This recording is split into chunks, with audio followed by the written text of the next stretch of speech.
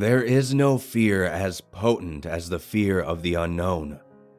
No monstrous visage yet discovered has been as terrifying as the infinite potential for horror which exists before the mask is removed. That is why we humans, in our naive misunderstanding of the universal order, are gripped by the mortal fear of death. We think it is the final frontier, the greatest imaginable unknown from those penumbral shores no traveler may return. And so we cling desperately onto even the most dreary and anguished lives, suffering any known evil over our release into the beyond. But death is not to be feared, because death is very well understood. We have witnessed it, caused it, measured and recorded it, to the last dying spasm of neuronal flickering. Even as I lay dying, it seemed silly to me that I should be afraid of the emptiness, which reason promised to expect. While I was alive, I wouldn't experience death, so there was no reason to be afraid now. When I was dead, I wouldn't be capable of experiencing anything, so fear still had no cause. That thought brought me great comfort, as I felt the last erratic struggle from my heart against the inevitable conclusion I approached. It wasn't until I was finally drifting off to sleep that a final intrusive doubt bubbled in my brain. What if it isn't death which is to be feared? What if it is what lies beyond? And so troubled that I slipped beyond mortal understanding, stepping into a world as far forsaken by reason as I was now from life. I was still in the hospital room, but the bustle of nurses and the beeping machines lost their opacity, as though I was mired in swiftly descending dusk. It seemed as though every sound was an echo of what it once was, every sight a reflection. With each passing moment, the world was becoming less real.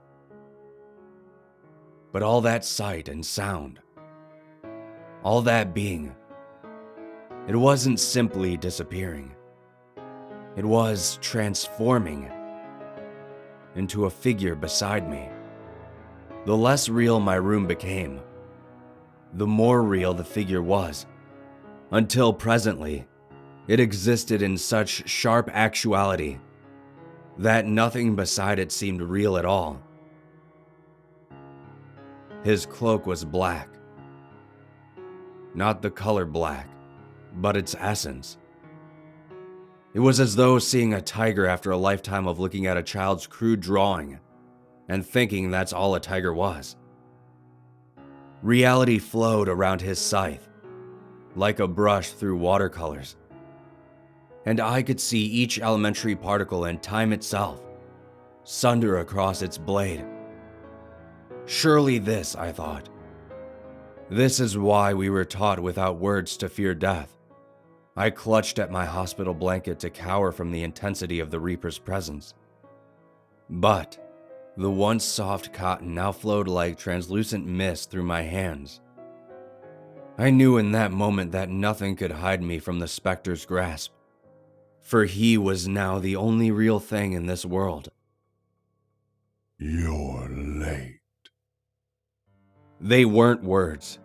My head ached from the strain of this knowledge as my lateness was burned into my awareness, imparted like an inescapable law of physics, as unequivocal as gravity.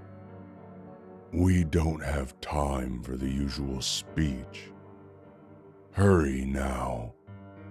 I felt myself swept up around him, like dirt in a hurricane. Before I knew what was happening, we were outside the hospital, moving at such a frenzied pace that the world around me blurred into a dizzying tunnel of flashing light. If you're lucky, it will have gotten bored of waiting for you. I had many questions, all fighting for attention in the forefront of my brain without any making their way out. You're quiet. I admire that. Usually people ask too much. What's the point? I said.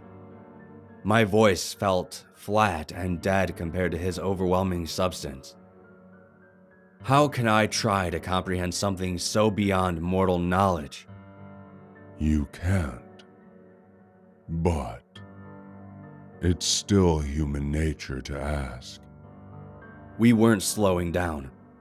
If anything, our pace was increasing. I wasn't running or flying or anything of that nature. It was more like the rest of the world was moving around us while we stood still. A vague darkness and a heavy, damp smell made me assume that we had gone underground, but I couldn't say for sure. One question, then, I said. What else is here besides you? And that is why questions are pointless. Death is not a place or a person. It's all there is. Troubling thought, but made more so by the growing howl which began reverberating the rocks around me. We still seemed to be descending into the earth, and the air was growing warmer and denser now. The sound continued to mount as though the world itself was suffering. Then what is it? What I'm here to protect you from. The rocks split apart with a flash of his scythe, and the ground opened further into a sprawling cavern dominated by a subterranean lake. But I thought you said you were all there is. No. I said death is all there is. We weren't moving any longer. Light glinted off the scythe from some unseen source and streamed into the lake like a tributary. Once inside, the light didn't reflect or dissipate, but swirled and danced like luminescent oil. I thought you were death. Death is not a person. The light was taking on a life of its own inside the water. The still surface began to churn with enigmatic energy. It took my scattered mind a long while to realize that I was the energy flowing into the lake. I still felt tangled up with the figure, but we now existed as a beam of light boiling into the water. I knew I wouldn't understand, but that didn't stop me from feeling frustrated.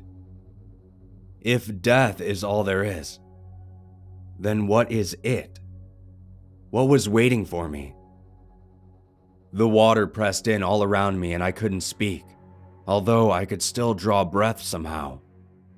It is here. Something was now in the water around me. Hands grabbed me by the legs and began dragging me downward. I was amazed to even discover I had limbs again. They felt so alien to me that it was almost as though this body was not my own.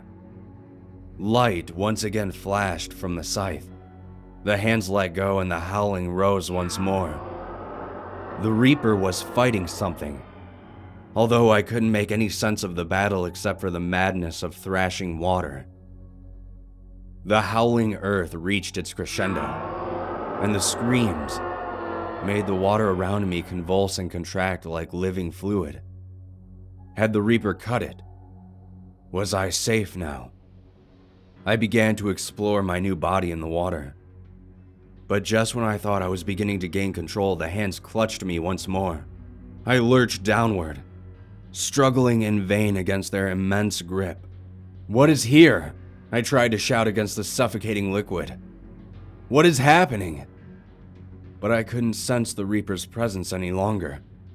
The heat was unbearable, but the cold depths the hands were dragging me towards was even worse.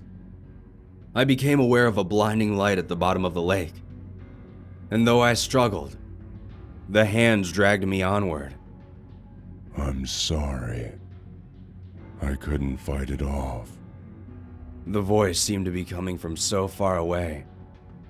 We will try again next time. The pressure, the heat, the noise, the hands dragging me into the blinding light. I closed my eyes and screamed. I was free from the water now, but I just continued screaming. I couldn't bear to look at it. Whatever had stolen me. Whatever was death but wasn't. Whatever even the Reaper could not defeat. Then I heard words. Real, human words from a real human mouth. My senses were so distraught that I couldn't make sense of them. But I'm guessing they were something like, "Congratulations. He's a healthy baby boy." Most people can't remember the day they die. Or the day they were born. I happen to remember both of them. And I know that they are one and the same.